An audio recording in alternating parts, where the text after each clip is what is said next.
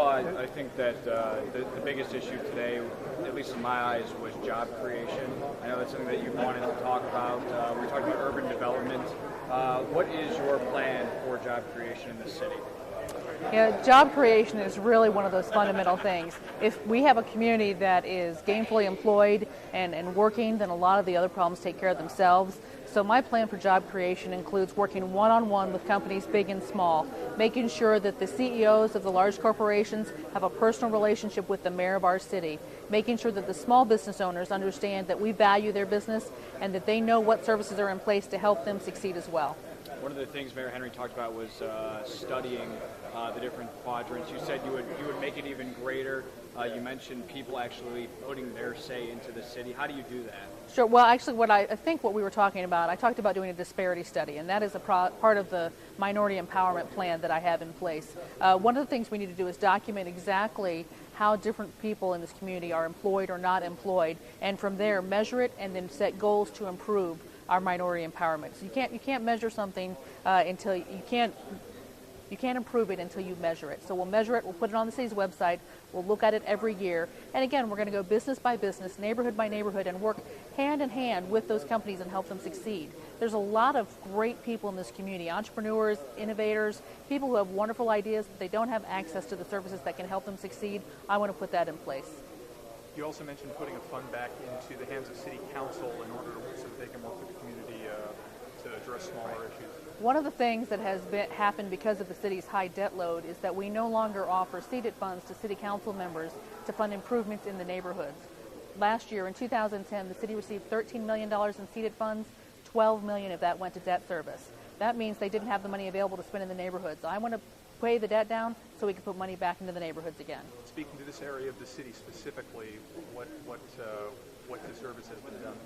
Well, I have a lot of commentary from neighborhoods in the southeast side about their streets not being improved. They see streets being improved in other parts of the city, but not in their part. By putting money in the hands of each of the district city council people, you make sure that it's distributed evenly, and that's the best way to address it.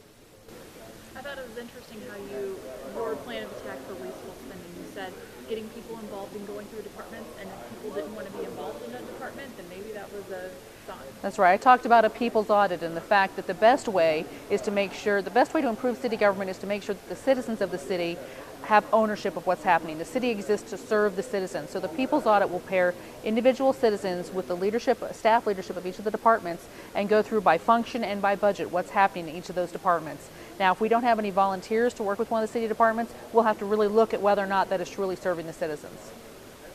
What were your overall thoughts about how the debate went today with your two other opponents?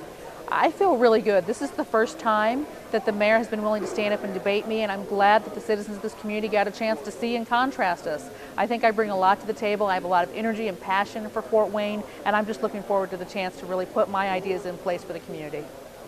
Any other thoughts about the side of the town, southeast side of town, that weren't brought up in the debate? You know, one of the things that I commented on in the debate is that we are only as strong as our weakest link. And I believe that's especially true for the southeast side. The southeast side gets a lot of negative publicity, but I have never met a group of more caring and passionate individuals. People in these neighborhoods are passionate about their communities. They show up to a debate on a Saturday afternoon because they care about what's happening in their city. You wouldn't get that necessarily in other parts of the city. I think that we really need to work with the southeast side because we've got to make sure that they are thriving just like the rest of the city is. Is this really a two-horse race between you and Tom Henry? You know, I have no idea. There have not been any polls published. I am presuming, since the mayor is attacking me so viciously, that he's done some internal polls that show that it's a close horse race. I'm running my race with perseverance. That's the best I can do, and I'm just looking forward to hearing from the voters that they recognize the leadership I'll bring to the city. In your opening statement, you talked about how those attacks have been so vicious, but I really didn't hear a whole lot of vicious attacks coming from Tom Henry's side of the stage. Can you address that? Well, the attacks have been through mail and through television and through press conferences when I'm not present. You know, unfortunately, the mayor at this point has chosen to personally attack me. He has said that I'm not paying my taxes, and that is just not true. I had the county treasurer here today to verify the fact that I've always paid my taxes. I take my responsibilities very seriously. I always pay any debt. I go above and beyond to make sure that my name is good. The mayor has been running a smear campaign in the third person through mailers and through television ads, trying to attack me and bring my name down in the mud. And it's time to get out of the gutters. We've been in the gutters literally, and it's time to talk about the things that are important to this community. Do you know where he got those figures or where he came up with that assessment that you hadn't paid your taxes? I don't. Anything else that we're leaving out that you want people to know about today? No, I think we've covered it. We've got it. Thank you very much.